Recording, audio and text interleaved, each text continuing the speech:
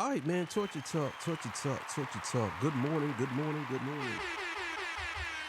morning, everybody. Good morning. Like, share, subscribe. Today, I'm going to be talking about the dark history of Drake, P. Diddy, and others in the music industry. So this one is more focused on Drake, Aubrey Graham, and there's some disturbing things in here that I didn't even see. You know what I'm saying? I looked up a lot of stuff, but we going to get to it. Let me get my spill. This is Torture Talk. If you like the content, please consider subscribing. If you're new here and you're on the fence, come on in. Let me work for your subscription today. This is the 8 a.m. show. All the sexual. That's a new word. All the sexy single. Sexual. That's a new word. Sexy single. It's sexual. All the sexual women, put one in the chat. All the fellas, y'all know where to find the ones at. Just don't harass them. I don't sell no merch, but I do have content that's absolutely free. If you want to leave a donation, links on the screen, Cash App, PayPal's in the description. They called me the Hidden Gem. I went from 1,300 subscribers, and now I'm over 10,000. I'm about to be 11,000 probably before the weekend is out, and 1 million by Monday morning. All right, so look, we're going to get into this video, man. Let me know where you from, too. I really appreciate it. I just want to say this. Shout out to all the YouTubers. From Chillin' with Moni, from DeVille, Big Kiss, a bunch of other ones if I forgot you. Sorry. Never Give Up, Chink Smooth. Y'all doing a lot of work out here. I truly appreciate y'all. I just want to put that out there. So all those people I name, please go subscribe to their channels. Those people are pretty cool people. And they working hard, man. And we are, I'm going to say this, we are the second wave, the next generation of YouTubers who are going to be successful. You know what I'm saying? All the other ones before us, academics, they on their way out. We about to take over, and we going to be responsible with this shit. I'm telling y'all right now. So shout out to us. All right, so look, man, we going to get right to it. Let's do it. All right, man. Remember, sexual. You know what I'm saying? Sexy single. Sexual. All right. I'm on my bullshit today. Good morning. Everybody wake up. All right, so look, we're going to get into this video, and we'll be back to discuss. Of course, I'm going to get my commentary. Let's go, man. In the past years, there's constantly been celebrities being exposed for heinous and disturbing behavior. One of the more recent is Aubrey Graham, known as Drake.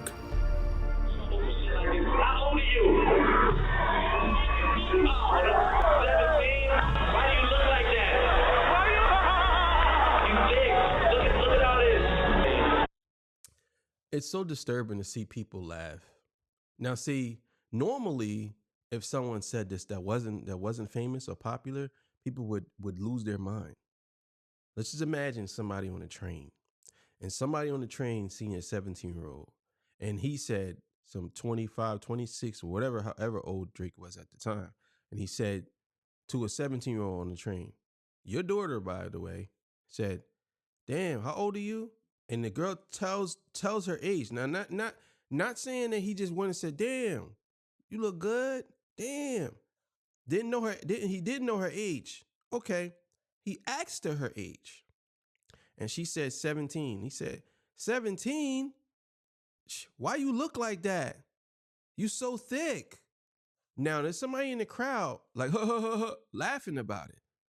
Now, imagine if that was you on the train and this guy said this to your daughter. Ask your daughter how old is she, and he said, "Damn, why you look like that?" And he a grown-ass man. I know you knocking the train off the tracks. You're not gonna train right off the tracks. You're gonna derail the nigga. Right there. Boop. Train of thought all over the place. Right inside the train. Train of thought all over the place. That's how it goes. It's crazy. I had fun. I don't know if I should feel guilty or not, but I had fun. I like the way your breasts feel against my chest. His weirdo behavior with underage girls is what's... Bro, that's crazy. To this day, I'm still mind blown by how many people are just letting this just go. just letting it just go, just letting it go. And it's supposed to, I think Bali, that's the girl right there. That's crazy. I believe that's her. In the spotlight. We just texted each other the other day and he was like, I miss you so much. I was like, I miss you more. However, that's only one of the many issues Drake has. Because in actuality, there's a very dark side to Drake that finds its way into his business, his relationships, and his feuds. And in this documentary, I'm not only exposing this dark side to you, but taking you on the journey of Aubrey Graham to try and figure out how this dark side came to fruition.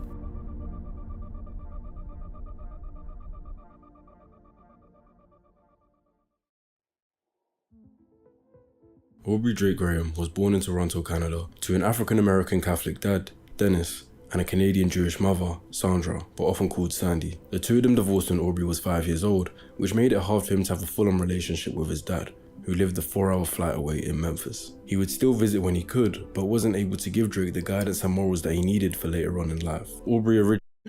I remember one of my boys, the other host on my show, he said, I love my nigga, but he's wild for this one.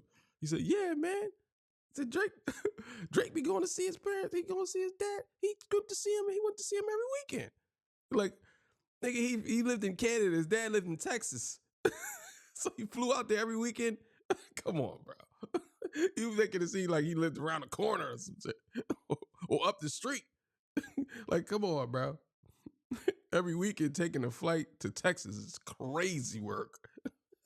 He lived in a relatively ghetto area in Toronto called Western Road. But later on, Sandy moved them 20 minutes away to Forest Hill, which was predominantly white and Jewish, and with him being biracial, it made it slightly more challenging to fit in, at least from his perspective. I just always felt like an outsider, just being biracial, but still being Jewish, so I was like kind of connected to the kids, but like sort of distant. You get teased a lot? Yeah, I mean, I got it, you know. So in order for him to fit in at a young age... That was a lie. Yo, Drake is a horrible liar. He's a horrible liar. I went to school and I studied lies and people lying and all this stuff. You know, I ain't gonna say what else I did, but trust and believe is top secret. But he's a horrible liar. He's such a horrible liar. You could pick up on his body language easily. You don't even need a lie to take the test for this nigga. He had to learn to adjust and blend in, analyzing how the people around him were acting, and then mimicking these behaviors to be like. This could have sparked an insecurity within when it came to him being himself. As he grew into his teenage years, he got into acting and landed a role in the Canadian teen drama Degrassi as Jimmy Brooks. Oh, I get it. You don't want to break up with me because it's my birthday? What is that, like my birthday present? Jimmy. You want to break up, Ash? Then let's break up. Now. Not only was he a talented actor, but also a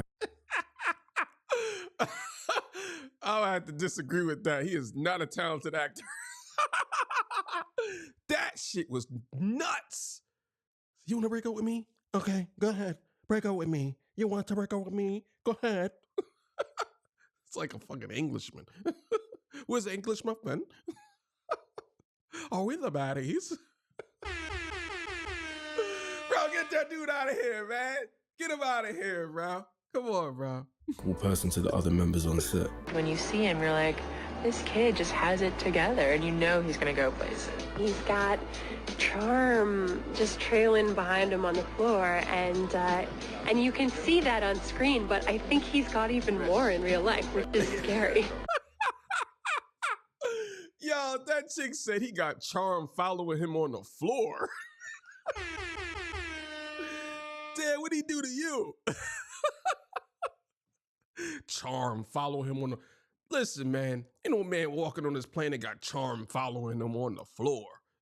That sounds like something out the 80s, like some bad 80s. I know this is probably the 90s or the late 90s, but that was funny as hell.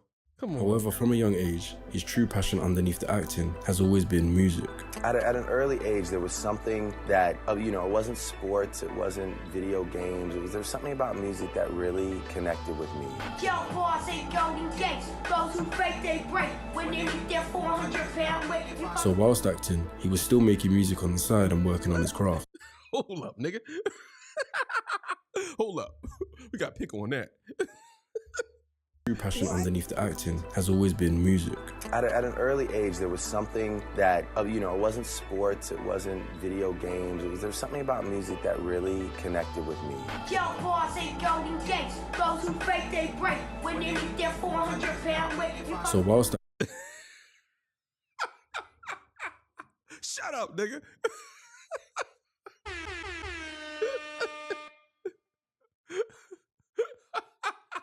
That's the guy you said had charm.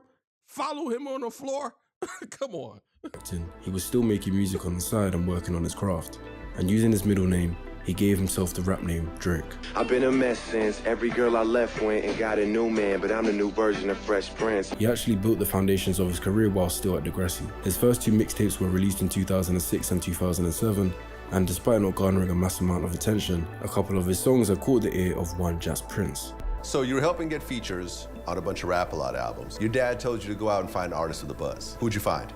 Drake. And it was as though the stars aligned for Drake, because in 2008, Jazz Prince would then play his music to one of the biggest rappers at this time, Lil Wayne. Wayne, alongside another rapper Birdman, was the owner of a music label called Young Money Entertainment, and if Drake was able to get signed by such a relevant artist, it would definitely fast-track his career. Coincidentally, in the same year, Degrassi were recasting to get younger actors, and with Drake being 21, they decided to let him go, but this wouldn't matter, as Lil Wayne would end up signing him to Young Money in 2009.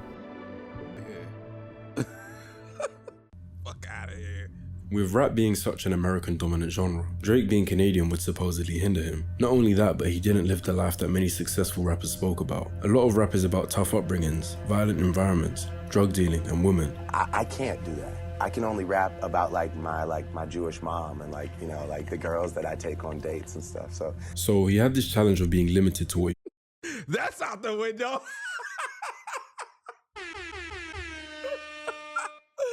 You only can rap about what? I guess not, nigga. Those ghostwriters came back to haunt you. You're like, nah, you gonna write about this. Woo. to talk about, but he was talented enough to still break through and find good success in his first album, Thank Me Later, in 2009. He predominantly speaks about girls, as well as his ambition and goals to be the greatest rapper in the game. This gave Drake his first steps of fame, but that also includes being more in the spotlight, where all of your actions are now on show.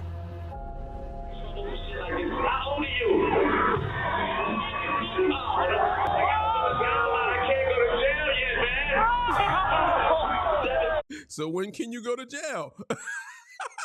Nigga said, I can't go to jail yet, man. I'm still wait for a little bit. Then I'll go. Not right now, though. Now he was finally big enough to headline shows and bring in an audience. And a tradition in a lot of male artist shows is bringing a female on stage and essentially serenading and dancing with her. Drake's team picked out Tia Owens, not knowing she was only 17 years old. Drake was 23 at this time, and prior to knowing her age, he had been dancing with her and acting in a romantic manner. So when finding out she was only 17, an appropriate response would be apologizing and getting someone to escort her off stage, right?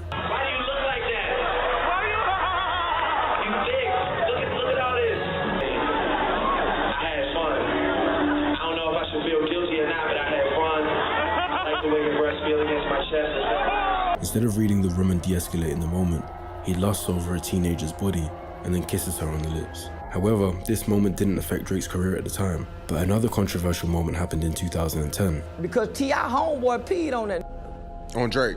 Peed on him. I think I remember that. It's documented. I remember that. Drake didn't do nothing. He was allegedly peed on in the club, and despite Drake at this point never claiming to be hard or a violent guy, not retaliating to someone violating you like that would typically be enough to tarnish anyone's image. But Drake's music was so good and becoming more mainstream beyond just hip-hop that these moments never really made much noise. In 2011, he dropped the album Take Care, which brought with it a different controversy.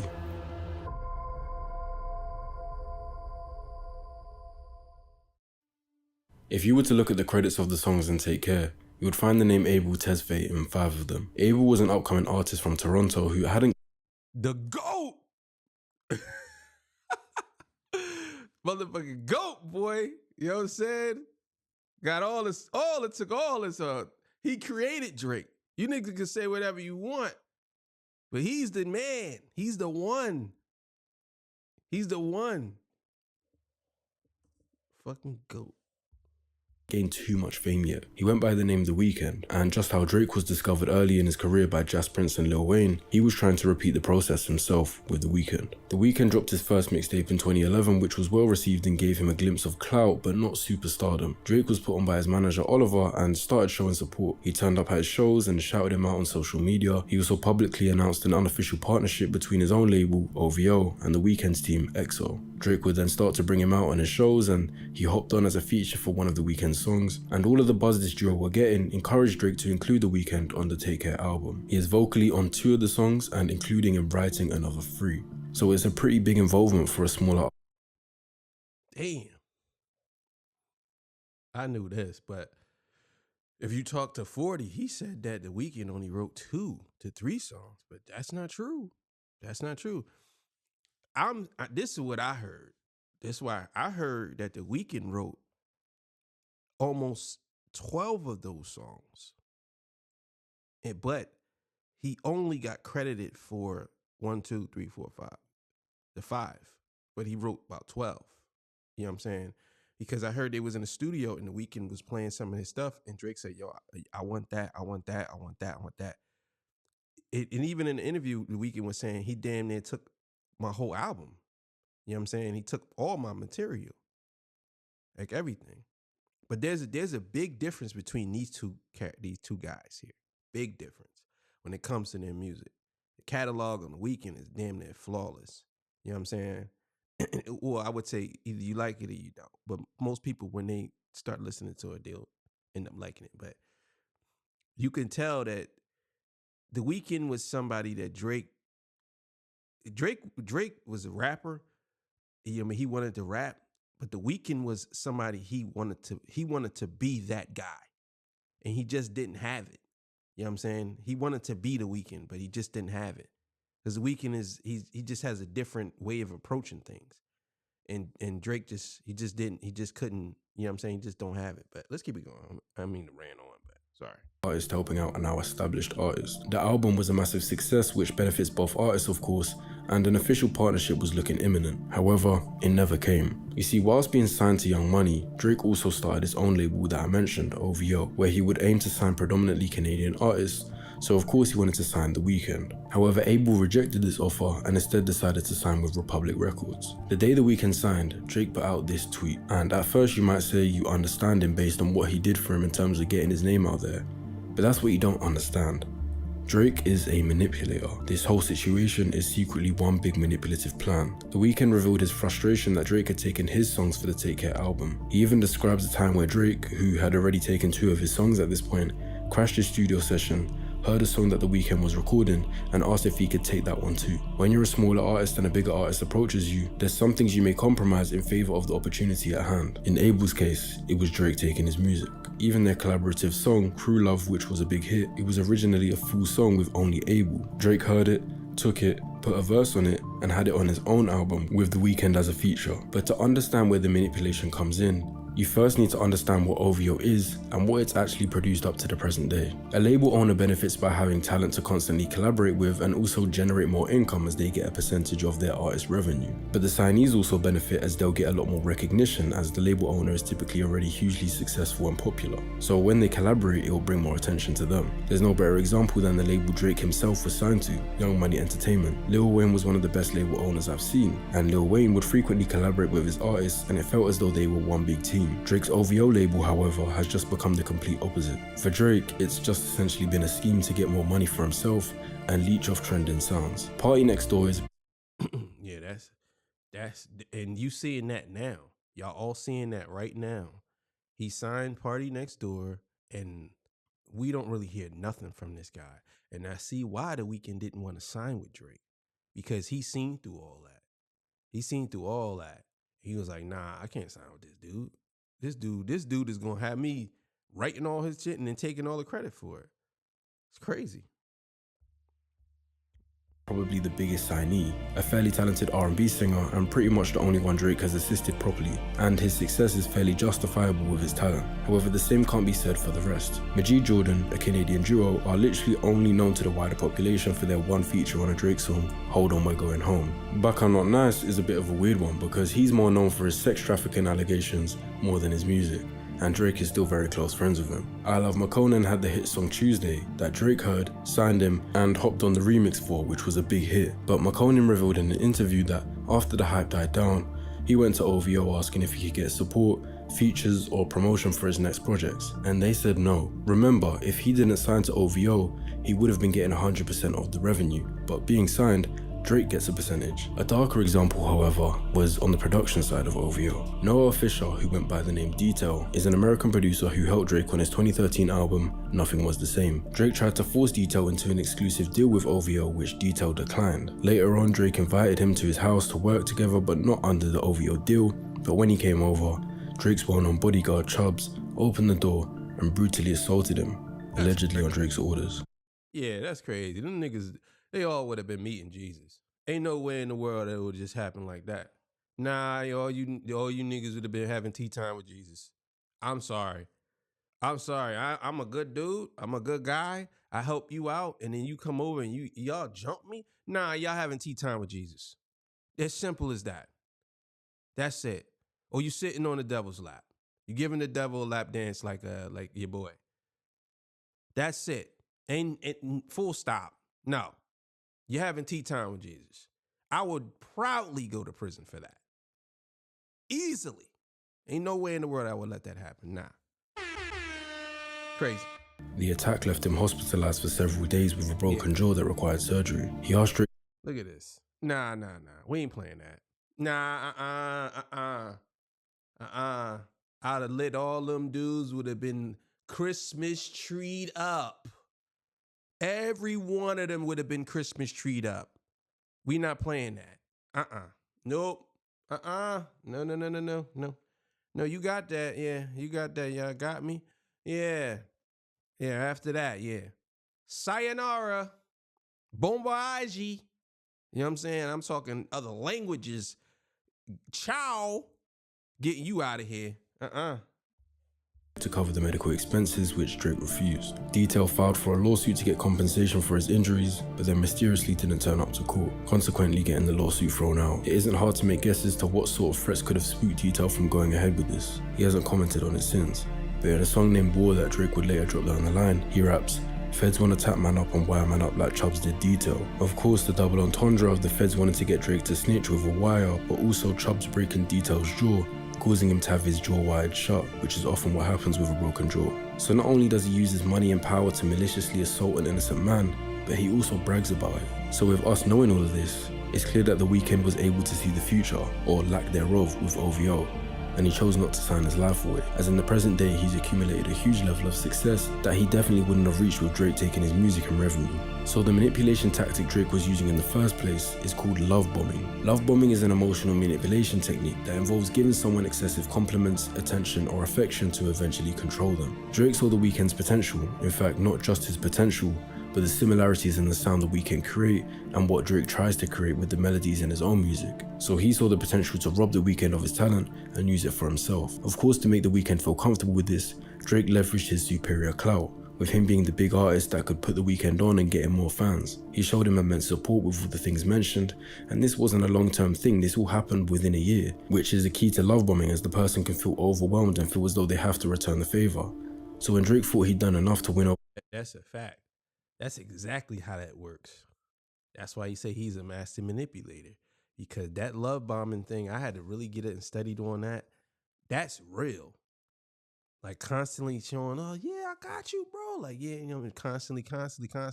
And then when somebody asks you for something, you be like, I don't know, no. Yo, bro, all I did for you, I'll be out here for you, bro. I'm telling you, I'll have your back. And then you feel like you have to give it to him. You feel like you have to give it to him. So let's go. Signature. It killed his ego to find out it failed. And this time, Drake's intended victim was able to escape. In 2013, Drake won his first Grammy for the mentioned album, Take Care. But one thing he didn't know how to take care of was his industry relationships. Drake had taken a liking to fellow artist Rihanna, and they collaborated on a few tracks, such as the actual song titled Take Care and What's My Name. However, Rihanna was in a situation with her ex Chris Brown. Despite assaulting her years prior, Chris still had strong feelings for Rihanna. Drake and Chris were supposedly cool at this point, collaborating on some songs and being seen together. However, Drake was also publicly trying to pursue the lady that Chris was still in love with, which obviously caused tensions to build between them. However, in a New York nightclub, That's nasty work. That's nasty work. You trying to pursue this woman, and that's your boy. He's supposed to be your boy, and you trying to pursue his girl. That's nasty work. I'm sorry. Chris tried to squash any beef by sending a bottle to Drake's table, saying something along the lines of, "Let's be friends." But what you'll come to find is Drake's confidence and demeanor is a whole lot different when he has his entourage around him, which is a big sign of insecurity. But anyway, Drake sends a bottle back to Chris's table saying, "I am f***ing the love of your life," before him and his crew walk over to Chris's table, holding up. Yeah, he's wild for that. I remember that. He's wild for that. And I don't understand. Me personally, I don't understand how. I don't know. You niggas is nice. You niggas is nice. And me personally, I wouldn't have been cool with him after that. We wouldn't have never been seen together. Fingers. All of a sudden, the crew starts swinging and throwing bottles at one another, which resulted in NBA player Tony Parker, a male model, and 2 other women getting hurt in the brawl and filing lawsuits. The same man who let another man pee on him when he was on his own had the courage and bravery when he had his goons around him to antagonize and assault another artist unprovoked. Similar to the situation we detail, Drake's money makes him feel powerful by way of who he is able to be surrounded by, essentially paying these bodyguards to act as Drake's friends from the hood. No other rapper really talks about their bodyguards, let alone name drops their bodyguards in songs. They talk about their gang members who crash out and do violent things. Drake raps in the same way they do, but about his bodyguard Chubbs, who allegedly carries out violent acts on the orders of Drake. He can finally live out that thug lifestyle that rappers are supposed to be living, in his mind at least. On his own, it's a different. Yeah, listen, man. You dudes is bugging, bro. You dudes is bugging. You bugging. Ain't no man walking this planet gonna put their hands on me, and if they do, yeah. Yeah. See that? Yeah. It's heaven's calling. Heaven's calling.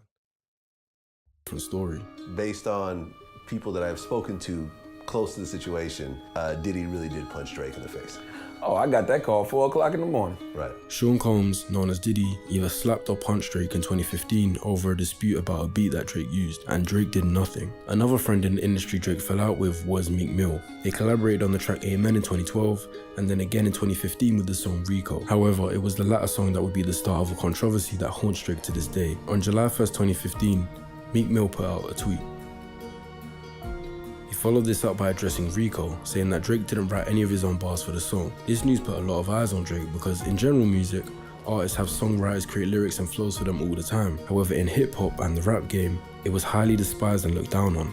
So the fact that one of the biggest hip-hop artists at the time was being accused of it was a big deal. The next day, Meek gave a name. Quentin Miller was named in the writing credits of the...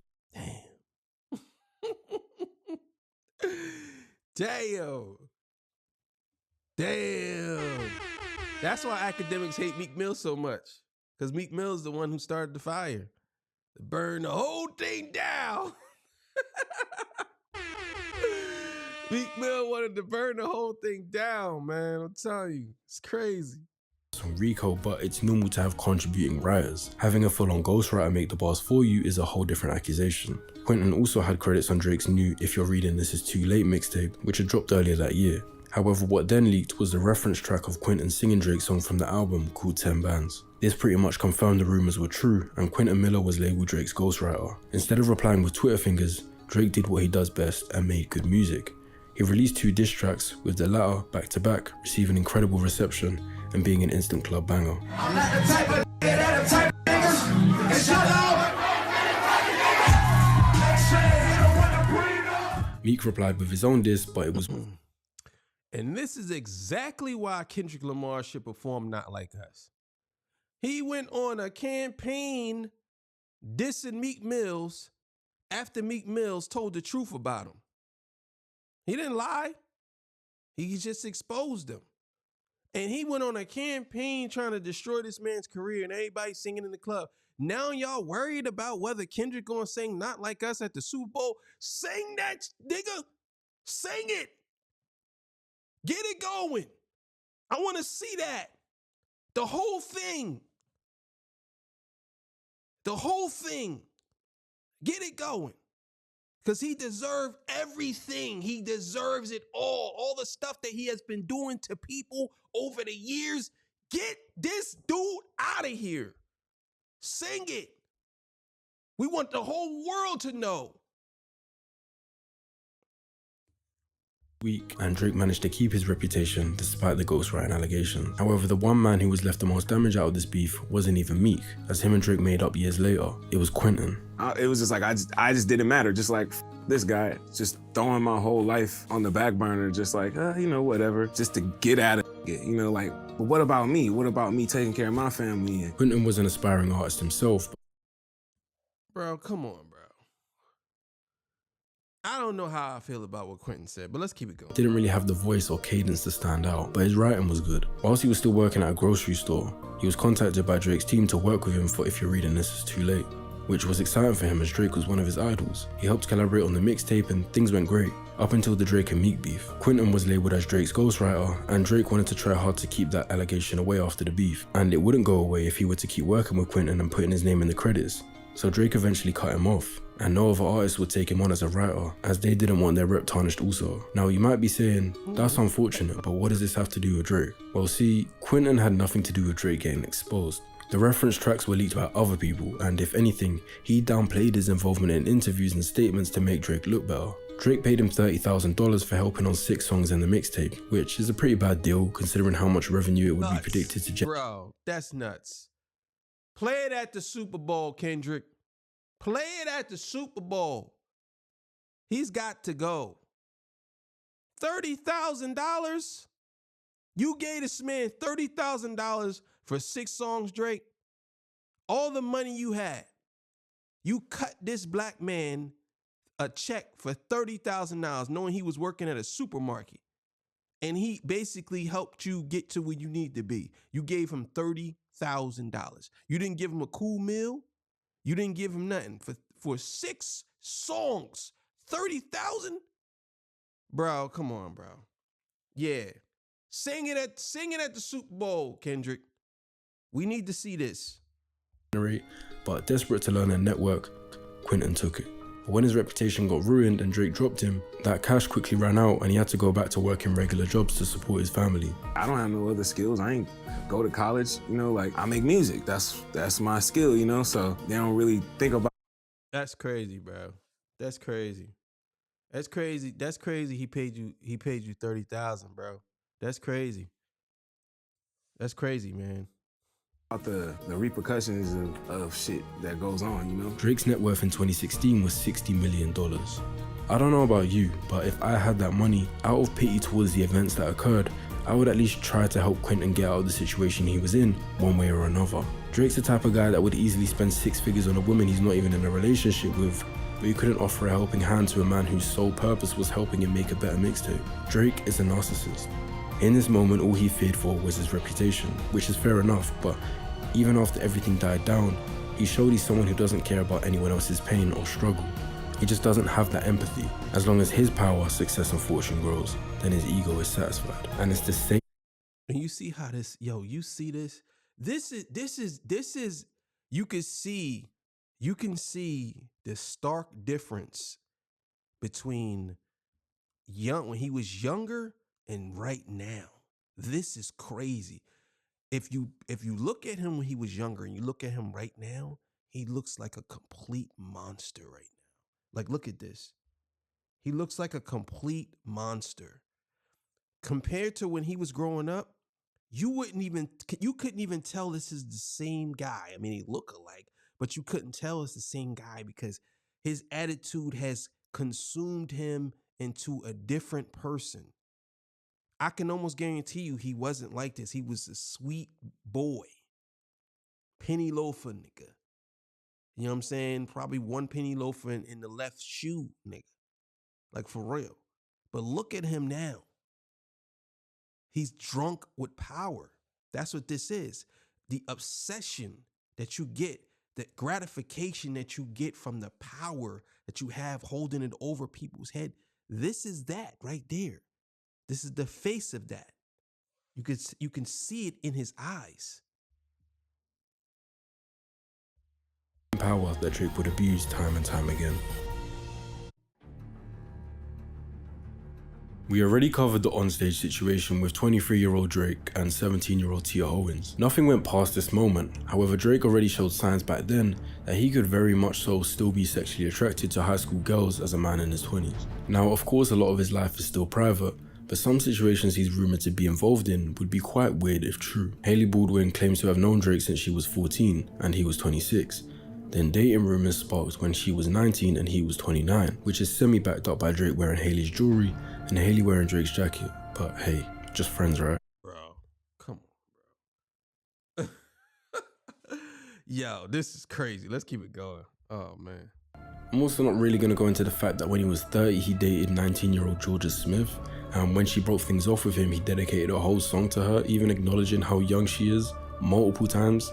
But things actually get weirder. Now, let's look at Millie Bobby Brown. I'm sorry, but a 13-year-old and a 31-year-old who have no industry connections at all should have no reason to be friends. Millie Bobby Brown was a teenage actress, and they met after one of Drake's shows. No doubt she was a fan of Drake, but I'm pretty sure Drake has a lot of fans. Why did he choose to befriend this 13-year-old girl? Why is a man in his 30s bonding with a young teenager and giving her a relationship with Yo, I don't understand this, man. Why people not having an outrage over this? Why people ain't saying that? Bro, this girl was 13, this dude was in his 30s. Like normally that would be super, you open your shirt up with a P on your chest, super PDF guy. Flying around in his tighty whitey, super PDF guy. That's what this would be. I just don't understand how we just letting this go. Don't talk to me. Do not talk to me about other people doing something similar to this and you're not calling this guy out. What advice does he give you? Like, what does he say? About boys. He helps me. What? Yeah. He's great. He's wonderful. I love him. What's his advice with boys? You know, that stays in the text messages. Giving a girl that age relationship advice whilst you're a promiscuous, unmarried man in your 30s who can't maintain a relationship longer than 12 months is kind of creepy.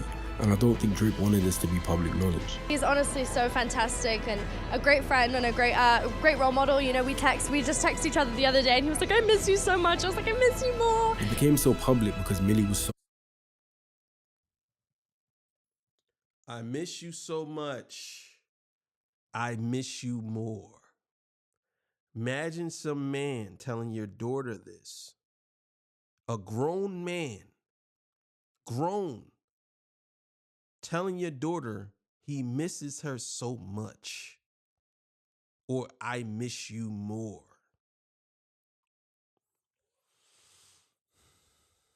Young and naive, of course with her innocence due to her age, that she wouldn't perceive the world the way adults do and wouldn't find it weird that Drake is talking to her. So by her exposing it, it probably made Drake abort any plans he potentially had, and over time their relationship seemingly faded away.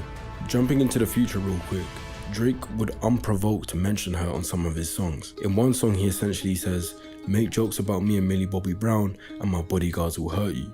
In 2024 he basically says, I don't mess with girls Millie Bobby Brown's age, who would have been 20 at the time. And again, no one provoked him to say her name. But imagine if this knowledge that he was messaging her as a teen never became public. When she turned 18, would he have dated her, like he allegedly did with the next woman, Bella Harris? Bella and Drake met when she was 16 as her dad is the famous producer, Jimmy Jam. However, this is an extremely odd position to be in with your work associate's daughter who is only 16. Regardless of if they even actually dated at 18, it's still weird.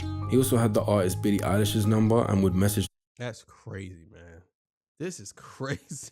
her when she was underage, but they're both musicians and nothing progressed from it again, so I'll brush past it. But like Drake, come on. Drake is like the nicest dude I've ever spoken to. I mean, I've only like texted him, but he's so nice. Drake has even rapped the lyric, high school pics, you were even bad then, which is an odd thing to say considering he has high school aged girls as friends. So it's weird to know that he still finds it possible to see that age group as attractive. The thing is, Drake hasn't done anything legally wrong, nor have any of the girls complained about him. However, it's undeniable Drake fan or not, that it's slightly weird that he befriends so many minors when he doesn't need to. Even when it comes to grown women, he's also quite weird. He still to this day makes lyrics sending shots at his ex Rihanna. His ex Serena Williams is now happily married with kids, and he chose to call her husband a groupie. When the rapper Ice Spice started to get some buzz around her name, Drake followed her on Instagram and flew her out to an OVO festival, but after it finished and she flew back, he unfollowed her. The reason why is still not reported anywhere, but I'll let your own mind think of potential reasons. Another example that's dark but kinda hard to talk about isn't with another celebrity, but with a woman that he paid.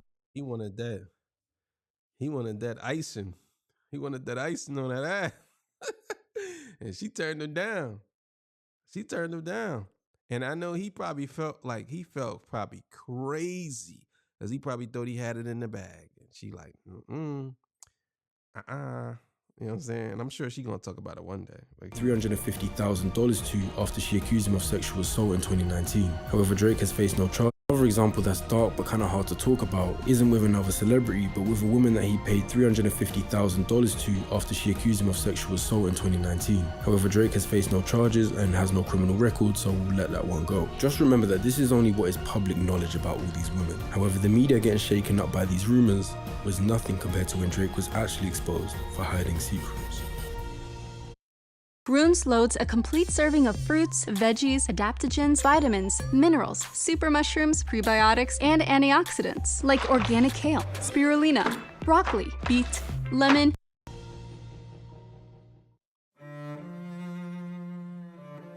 In 2018, Drake would get into the climax of his feud with rapper Pusha T that had been brewing for some years. I've never shied away from defending myself. And I'm also sometimes eager to engage if I feel that you want to be slick or be offensive behind the scenes. I might choose to address it in music. And you know, that was how I ended myself up in the Pusha situation. Drake and Pusha had actually been sending subliminal shots to each other in songs for years up to this point, but in 2018, Pusha released a song called Infrared, where he explicitly makes fun of Drake's ghostwriting allegations, rapping, "It was written like Nas, but it came from Quentin." Somehow, in less than 24 hours, Drake responded with a direct diss track to Pusha called Duppy Freestyle. The song was well received and had great flows and lyrics. However, for no real reason, he decides to name drop Pusha's wife in a diss. In rap battles, an unwritten rule pretty much is don't get family involved, and Drake didn't even need to include it in the line. He was clearly so arrogant in the situation, he thought, I'm gonna break this unwritten rule because there's no way you can respond with a diss track better than mine.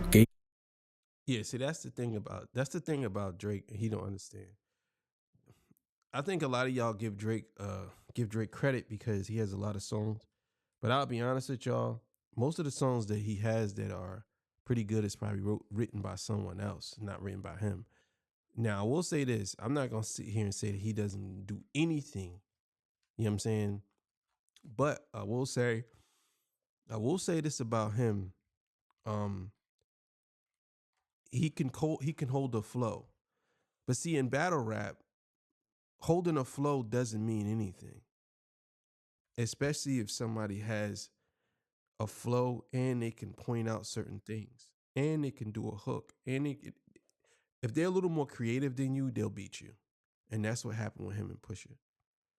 I think Duppy Freestyle was fire. I think that was super fire. But that's just a fire freestyle. That's it. What Pusha did was game changing. And I think that's what ultimately got him out of here, because he didn't understand that. And to this day, he still don't, because what happened with Kendrick, he still didn't get it because he thinks just rapping is going to beat people. It's not how it works. This confidence with his successful beef with Meek. It's not like the line exposes anything about Pusha or his wife, it's just, I'm gonna drop her name in there to make you angry. But no one was ready for the bomb Pusha had prepared to drop 4 days later.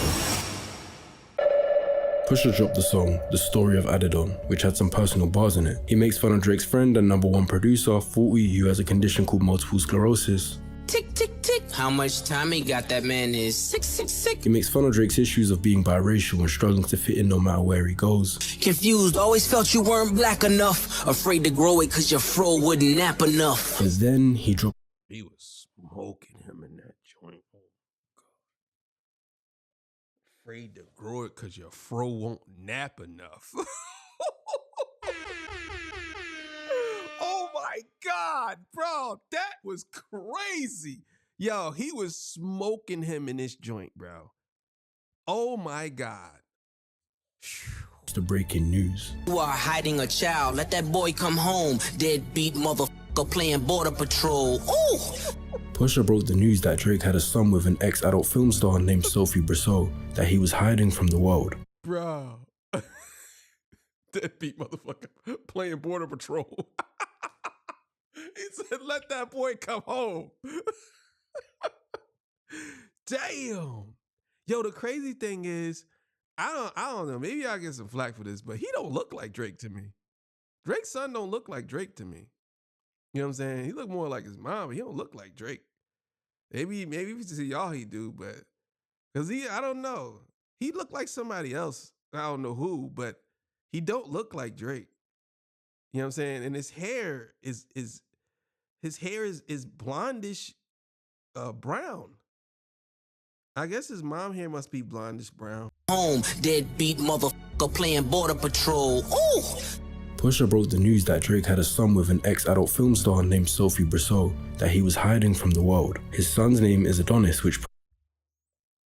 Yeah, I don't know, man. Yeah, I don't know. He don't look like Drake to me. He really don't. He just don't. To me, he don't look like Drake. But let's keep it going. Pusha also exposed on the track and revealed Drake was planning to announce him through an Adidas press run. Now, of course, if Drake was keeping Adonis' existence hidden for privacy reasons up to this point, that's cool, but the fact that this potentially amazing moment of Drake revealing it himself and receiving praise and love for it was taken away by Pusha, who revealed it in such a malicious way. It was the shock factor more than anything that caused Drake to lose this beef. Instead of the headlines being, Drake reveals he has a son, it was Drake exposed for hiding his son. I just realized that like nobody cares about this guy, so there's not really much I can say better than. Nah, bro. That's that narcissism talking, bro. Nah, bro. He got you out of here. Nobody cares about this guy. No, nigga. He got you out of here, bro. He got you. He tied your boots, nigga. He put you in them cement shoes and threw you in the ocean, bro. You couldn't do nothing about it. You couldn't do nothing about it. You know what I'm saying? Nothing about it. I always wondered that. If somebody put you in cement shoes and put you in the ocean, you can't swim up.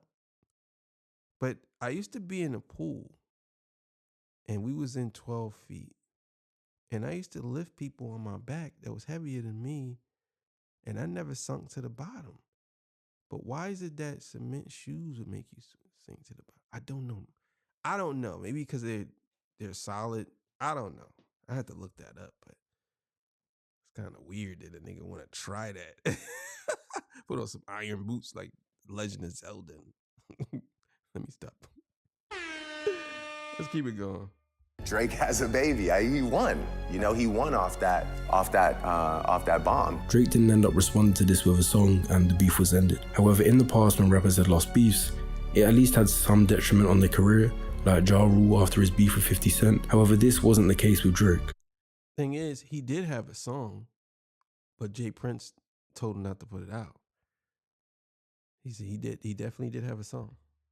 Over time, Adonis has just been embraced and people kind of find him entertaining, and Drake was able to just push out generic mainstream music that the mass public could digest on the radio, and his numbers weren't really affected. In fact, months later, he dropped the song In My Feelings that broke the streaming record for the most streams in a single week. Drake was unstoppable, and despite his dark traits, the next few years would allow him to just roll in billions of streams for his music and an ever-growing bank account.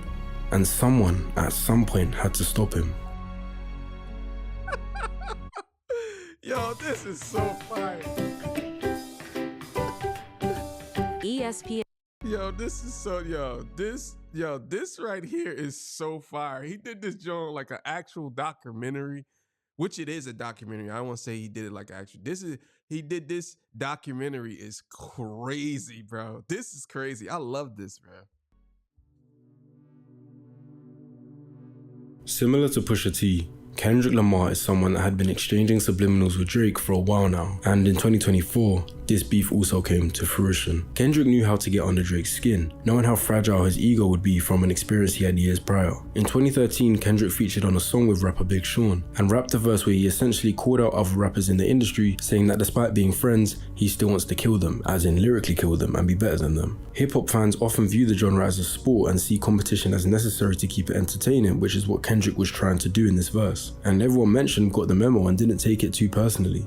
Everyone but Drake. I just I don't know, it just wasn't real to me. It's like, I saw him after that and it was just like love. So it's like, was that real or was that just like for the people? You know what I mean? I personally enjoy making like great music and bodies of work over like being the talk of Twitter for like 5 days. Confrontation is inherent in the art form? I believe so, yeah. Confrontation just kind of comes with the territory. This complaining wasn't a good look for Drake, and people labeled him as soft for this, and it gave glimpses of how sensitive his ego is. So fast forward over 10 years later, Drake dropped a song with J. Cole called First Person Shooter, where J. Cole raps, "Love when they argue the hardest MC. Is it K-Dot, is it Aubrey or me? We the big three like we started a league, but right now I feel like Muhammad Ali." Clearly the bars imply J. Cole is respectfully saying the top 3 rappers in the game are himself, Drake, and Kendrick, referring to them as the big 3. Despite rarely dropping music at this point, this seemed to wake Kendrick up, who whilst on a feature with producer Metro and rapper Future said, "The big 3.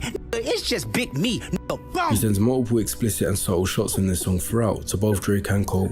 Yo, that dude Kendrick, Kendrick came in like a comet. He said, "Big 3, it's just big me." Boom. Yo, oh my God. Yo, Kendrick be making sound effects, bro. He be making sound effects in his songs, bro. No gunshots, no nothing. Like, B, shoo. Like, yo, Kendrick is so live, bro. He's live, bro. Kendrick's live, man. Yo, this is why this guy is the best, bro.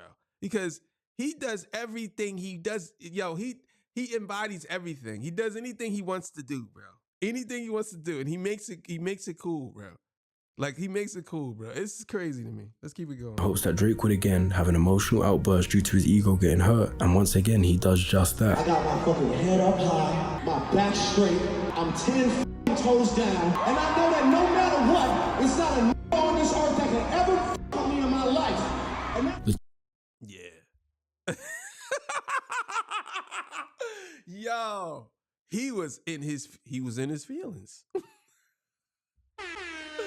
Yo, he was definitely in his feelings. Yeah. Kendrick had Drake in his feelings crazy, bro. Crazy. He would then go back and forth sending diss tracks to each other, which produced a lot of dark moments for both rappers, as they gradually got more personal and vicious. Drake says Kendrick is a woman beater, and that his friend and manager is actually his kid's baby father, which both have no factual backing at this current time. Kendrick made fun of how Drake deals with the insecurity of not feeling black enough and needing to collaborate with black artists to feel more black. He makes fun of Drake's relationship with Adonis and claims he's not a present father and hasn't taught him any morals. He makes fun of the ghostwriting allegations and getting peed on in the club. He calls him a narcissist, a misogynist, and a psychopath. He mocks Drake's drinking, drugs, and gambling problems. His fake accent. Kendrick did lose some people when he said that Drake is hiding another daughter but provided no proof. But most importantly, the argument he repeats the most that everyone is so focused on, he calls Drake a predator. Multiple times over their exchange of tracks, Kendrick alludes to the fact that Drake likes young girls and advises others to keep their young female relatives away from him. Now imagine being Drake and hearing all of these accusations towards you, with most of them being accurate as has been documented in this video, and having nothing to really say about Kendrick. Of course Kendrick Lamar isn't perfect, but he's significantly less controversial than Drake and seems to have more of a moral code. So what does Drake do? He becomes a serial liar and a really unconvincing denier. Only with Whitney's, not Millie Bobby Brown's. I never looked twice at no teenager. I brought up this point earlier, but this was using Millie's name. What you mean you don't look twice at a teenager? You were just on stage with one, and she was 17, bro. And you said, why you look like that? You literally said the words out your mouth, you doodle ball. Oh my God, bro. You said it out your mouth. Now you say you don't. I never looked at no teenager, at least with my eyes open. Bro, come on, bro. I never looked at a teenager with my eyes closed. unprovoked. Kendrick never said her name. Kendrick just said Drake likes little girls. Drake brought up Millie Bobby Brown, who, as I mentioned, was 20 at the time of this song dropping. Whitney is Kendrick's wife.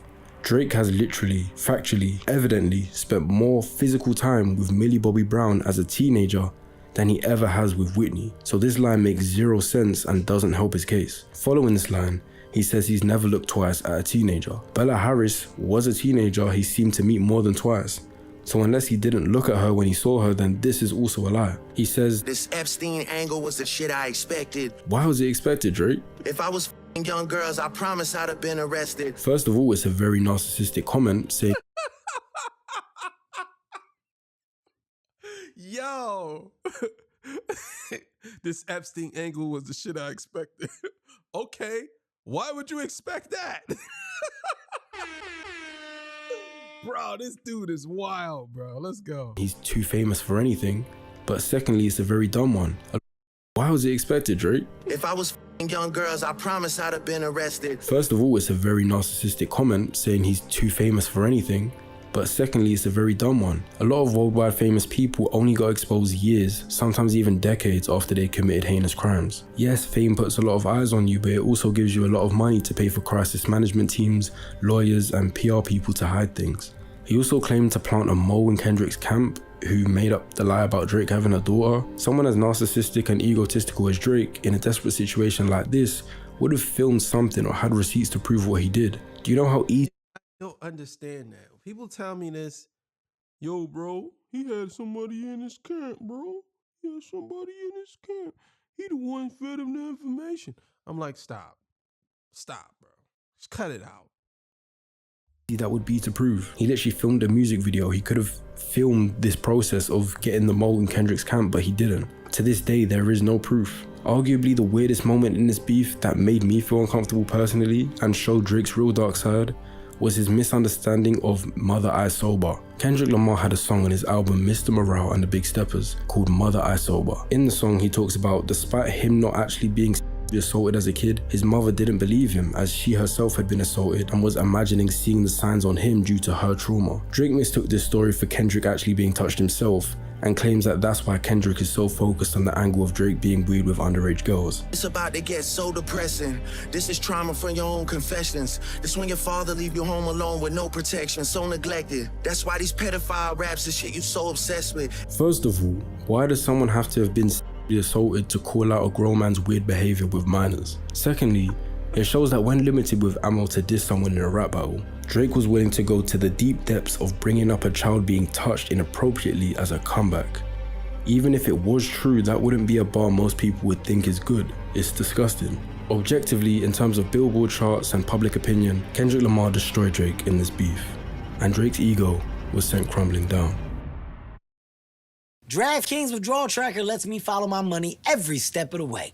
It combines my two favorite things. Drake will probably have a poker face and act as if everything's alright, continue to send out subliminal disses here and there, and because he's essentially a pop star more than a rapper, he'll find his way back into the charts and live out the rest of his life as one of the biggest, if not the biggest selling artists of all time. In the 2017 song Do Not Disturb, Drake admits if he ever lost, which he doesn't, he'll probably self-destruct. Drinking lots of alcohol, gambling, and lusting for women are addictions Drake has had anyway in a seemingly desperate attempt to numb any bad feelings. So the extent of these addictions may rise in private as he self-destructs after the loss to Kendrick, but we may never know. I think the only sad part about Drake's story, if you can call it that, is that despite being a mega rich person and a mega selling artist, he's never actually been accepted by his real peers. In his 2015 song You and the Six, he would state, "I used to get teased for being black, and now I'm here and I'm not black enough." His white classmates were hostile towards him when he was younger due to him being one of the only biracial kids, and when he left that environment and wanted to embrace or be a part of black culture, he struggled to find acceptance. Lil Wayne's signing of him probably gave him the confidence that he would be a part of it, but others didn't. Because Drake was raised by a white mother and was away from his black side of the family, black people basically feel Drake has no actual idea about black culture and gets his knowledge and understanding of it through media like music and TV shows, and black rappers mainly use Drake to boost their own clout due to his megastar numbers. In secret, they didn't actually like him. This isn't just a guess, but it's proven by the fact that when Kendrick was beefing with Drake, everyone turned on him. including The Weeknd, who we discussed had a history with Drake and was now saying he's glad he never signed his life away to OVO, ASAP Rocky, who Drake helped get into the scene, now despises him and taunts him in tracks. Future, who made a whole collab album with Drake, hasn't really dissed him directly, but has been the host of songs that Kendrick, The Weeknd and ASAP Rocky were able to explicitly diss Drake on. Rick Ross, who has had many highly streamed songs with Drake back in the day, spends his days violating Drake on his Instagram story. Even with Kendrick Lamar himself, he was heavily promoted by Drake at the start of his career, and they had a few collaborative tracks. Aside from rappers, Drake's relationships with women never seem to last very long either, and his exes rarely want to be associated with him after they break up, which all might be a testament to Drake's real character behind the scenes. I think even if you like Drake's music, you have to learn to separate the art from the artist. Drake does have good songs, but overall, Aubrey Graham doesn't seem to be a good person and definitely has a dark side that we still don't know the full extent of. Crazy. That was great. That was great.